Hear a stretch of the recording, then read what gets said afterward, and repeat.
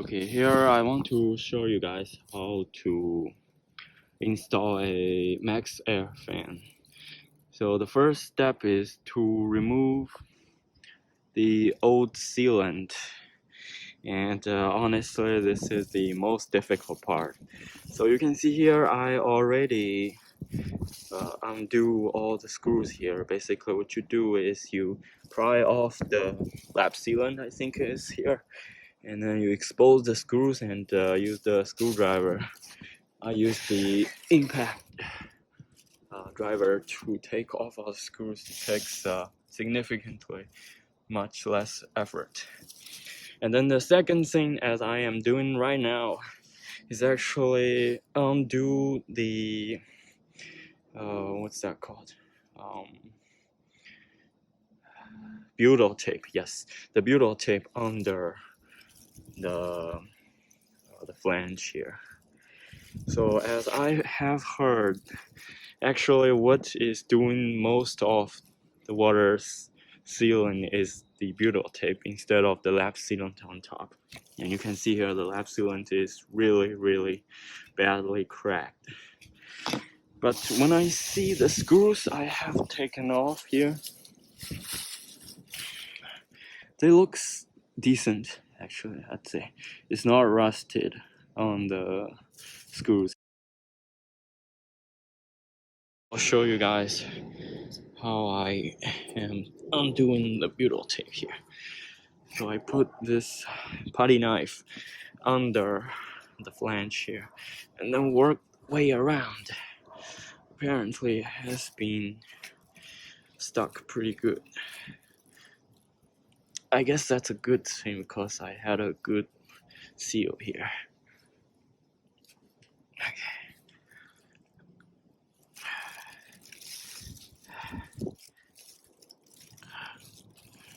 It's better actually to do this with both hands. Okay, finished the 3 sides here. So I originally thought I would just lift this up and then the whole opening probably would just come off. But then my roof was not, the fiberglass wouldn't connect to the wood deck under there. As you can see, let me see. You see that fiberglass was also moving up and down. So I didn't want to peel off the fiberglass. So I thought I'll do it the safe way. I will pry off the butyl tape under this side as well and lift it easily. Okay, all 4 sides off. Moment of truth. Alright. Yep, open just like that. The next thing to do is clear up all the leftover butyl tapes and lap sealant around here. I'm gonna use some mineral spirits here. I bought a 1 gallon bottle from Home Depot there. Probably never will use up all of that. So I put in the little boxes, easier to carry up on the roof here. Okay, and then use some of this, what do you call this? Work napkin? I don't know. Yeah, put some of the mineral spirits on this to wipe off the leftover glues. Okay, got the vacuum ready here and the flange of the fantastic fan ready for install. The vacuum will be used to clear up the debris a little bit easier. I plan to use the mineral spirits just to wipe it off, but on these textured areas I will try to use with this method. Maybe I can call it a Play-Doh method. Okay, let me show you the end results later. The old glues are removed now using the brush here, the nylon brush, and some mineral spirits. And then we pre-drilled all the holes for this new fan here, the flange of the new fan. The next thing is to put, I plan to use short bond SB140, which, is what's originally under the flange of the old fan. Yeah, and then just to put it on. Yes.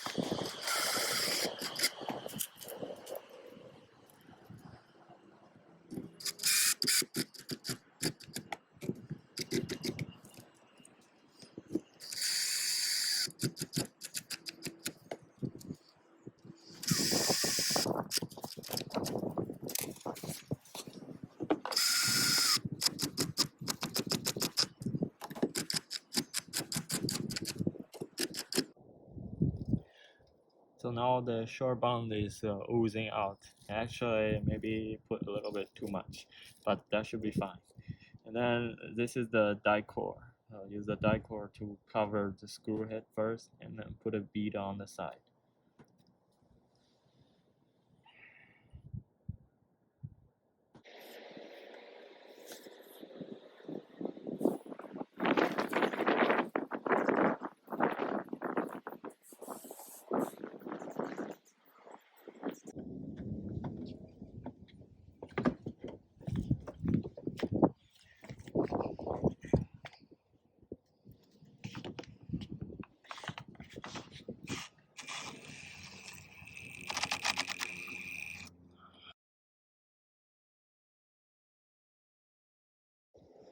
Okay, all the screws are in here. In the around, and most of the butyl tape are oozing out, except this place.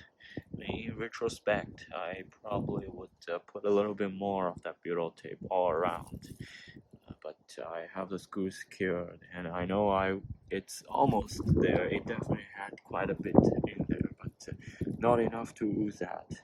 And I know I will be putting the die cores here all around it, so it doesn't really matter. Okay, anyway, next step is to put the fans on there, and then I'll put the die cores all around.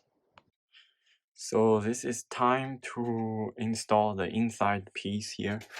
So what I do is I'll try fit and see how much I need to cut off. So we use twins to put it in. The instruction says to measure the depth from here to here, and then you leave another ½ inch to 1 inch on the top, and then you cut off the rest. Well, but I don't want to go through that. What I will need to do is just try fit it. So you can see at this side, even at the full thickness of this flange, inside flange, I can fit in the inside part on this side fine, but on the other side, it is a little bit too thick here, so I will just need to cut maybe 1 inch on this side. And I'll use my multi-tool to cut off the excess part.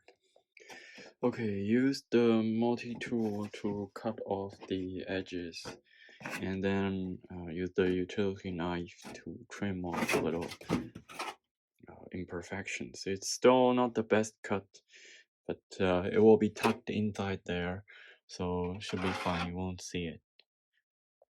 Okay, got one of the few things left here. Just use the screws to secure this flange here, and might need to wipe down these stains. And then I'll need to mount the remote. I'll show you guys later. The original switch was right here. I'll probably mount the remote right here, or maybe here. So it's time to mount this remote switch holder here. So it comes with two holes. I could use the screws to secure it on the wall there. But I kind of don't want to make a damage to the wall, and you know, maybe later I might want to put it here or something. So I used the command hook's double-sided stick to put it on this wall here. And the most importantly, it doesn't hold any weight, just need to have the switch here, so it should be fine with just this. Let me show you guys the end result here.